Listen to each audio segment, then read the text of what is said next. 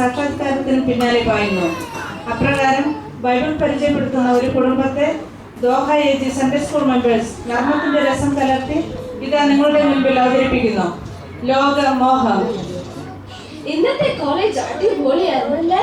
അതെ അതെ, ക്ലാസ്സിലിരുന്ന് ഉറങ്ങാൻ എന്താ രസം.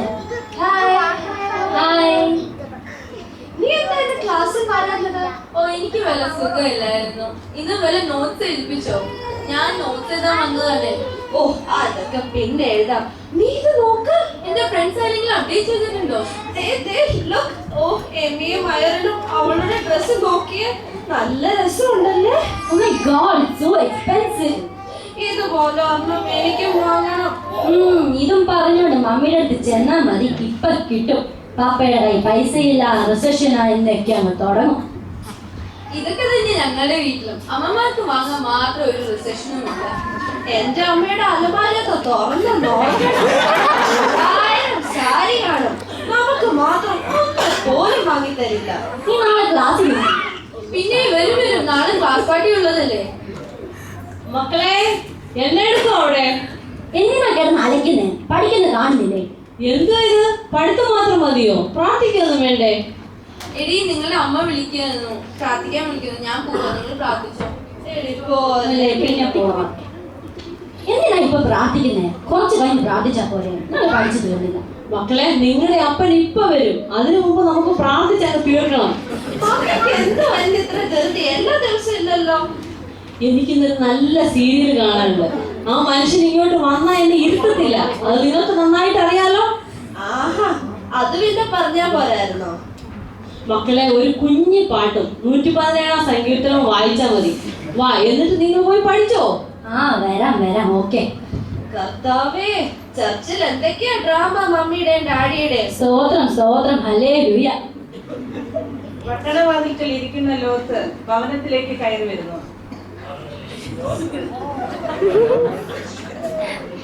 പട്ടണത്തിൽ ചെന്നാലോ അത് ചെയ് ഇത് ചെയ് 100 കൂട്ടം പണിയാ. പട്ടണത്തിൽ ലോത്തില്ലാതെ ഒരു കാര്യം നടക്കില്ല. എടി ഭാര്യയെ, എന്തോ മനുഷ്യനെ, നിങ്ങൾ വിളിച്ചോ? എടി പ്രാർത്ഥിച്ചോ? സന്ധ്യയ്ക്ക് മുമ്പ് പ്രാർത്ഥിക്കണമെന്ന് ഞാൻ പറഞ്ഞിട്ടുള്ളതല്ലേ. ഓ, നിങ്ങളുടെ പിള്ളേരെ ഇങ്ങോട്ട് വിളിച്ച് അങ്ങോട്ട് പോകും. എന്നെ കൊണ്ട് പറ്റത്തില്ല.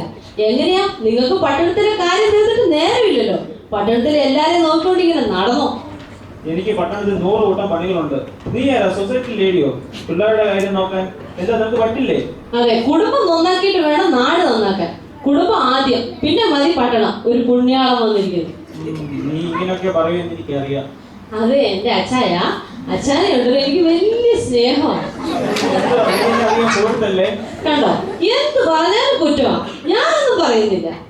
അയ്യോ, പിണങ്ങാതെ. ഞാൻ പിണങ്ങാനൊന്നും പറഞ്ഞില്ലല്ലോ. ഉണ്ടല്ലോ അച്ചായ, നമ്മുടെ അബ്രാം കൊച്ചപ്പനുണ്ടല്ലോ, ഏതെങ്കിലും സ്ഥലം തിരഞ്ഞെടുക്കാൻ പറഞ്ഞപ്പോ ഞാൻ ഓർത്തു എന്റെ അച്ഛൻ ബുദ്ധിമോശം കാണിക്കുമെന്ന്. പക്ഷെ ഉണ്ടല്ലോ, അച്ഛൻ നല്ല സ്ഥലമാ തിരഞ്ഞെടുത്തത്. അല്ല, നീ എന്തോ പറഞ്ഞു വരുന്നത്? എനിക്ക് ബുദ്ധിയില്ലെന്നോ?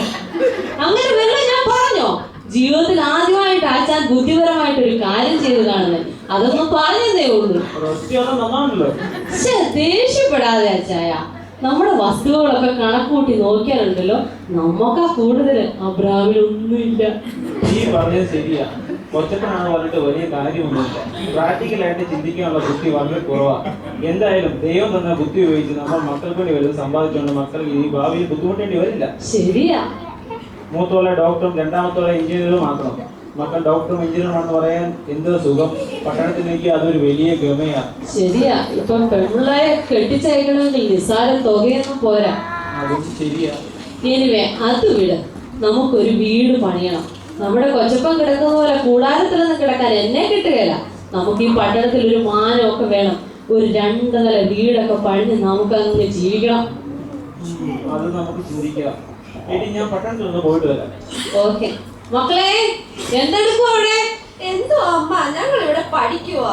എന്നാ പ്രാർത്ഥനയൊക്കെ പിന്നെ മതി. ഡോക്ടറും എഞ്ചിനീയറും ഒക്കെ ആകാനുള്ളതല്ലേ. പഠിച്ചോ. മമ്മിക്ക് ഇച്ചിരിക്ക് വിവരം വെച്ച് തുടങ്ങിയെന്ന് തോന്നുന്നു.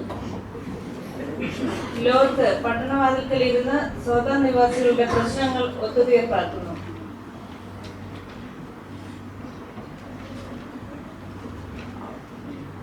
സാറേ, ഞങ്ങളിവിടെ കുറേ നേരമായി വെയിറ്റ് ചെയ്യുകയാണ്.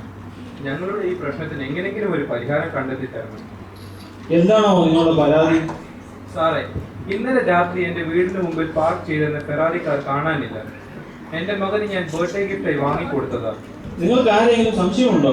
ഉണ്ട്, എനിക്ക് ഇവനെ സംശയമുണ്ട്. ഇവൻ ഇന്നലെ അതിന്റെ മുമ്പിൽ കൂടെ ചുറ്റിപ്പറ്റി നടക്കുന്നത് ഞാൻ കണ്ടായിരുന്നു.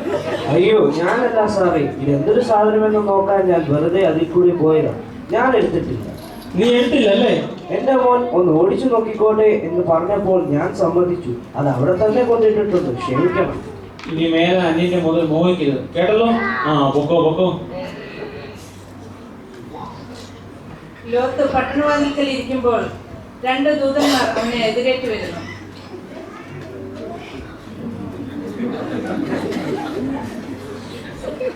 വരണം വരണം. Praise the Lord. നിങ്ങൾ ഇങ്ങോട്ട് എന്തിനാ തിരക്കി വന്നത്? ഞാൻ അങ്ങോട്ട് വരില്ലായിരുന്നോ? ഇന്നെന്റെ വീട്ടിൽ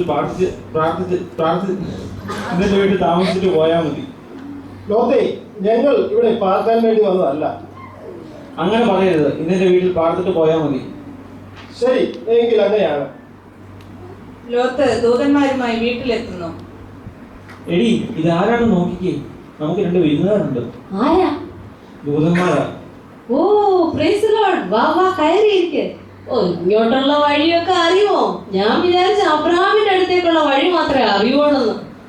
ഇങ്ങോട്ട് വരാനുള്ള സാഹചര്യം നിങ്ങളല്ലയോ ഉണ്ടാക്കിയത്? അതെ, ഇങ്ങോട്ട് വന്നേ.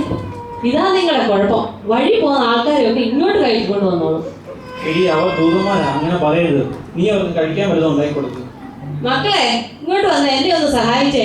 ഞങ്ങൾ ബിസിയാ മാമ, കുറച്ച് കഴിഞ്ഞ് വരാം. നിങ്ങളോട് ഞങ്ങൾക്ക് ഒരു കാര്യം പറയാനുണ്ട്. ദൈവം ഈ പട്ടണം നശിപ്പിക്കും. അതുകൊണ്ട് നിങ്ങൾ ഓടി രക്ഷപ്പെടണം. ദൈവമേ, ശരിക്കും? അതെ, അങ്ങനെ തന്നെയാണ്. ഈ പട്ടണത്തെ കുറിച്ചുള്ള പരാതികൾ യഹോവയുടെ മുമ്പിൽ വലുതായിരിക്കാൻ ഞങ്ങൾ ഇത് നശിപ്പിക്കും. അതെ, എന്തോ അടി? ഈ ദൂതന്മാര് ചുമ്മാ പറയുക. അതൊന്നും നിങ്ങൾ കാര്യമാക്കണ്ട. അവർ പറയുന്നത് സത്യമാണെന്ന് എനിക്കറിയാം. ദൈവം പോസ്റ്റ് പറയില്ല.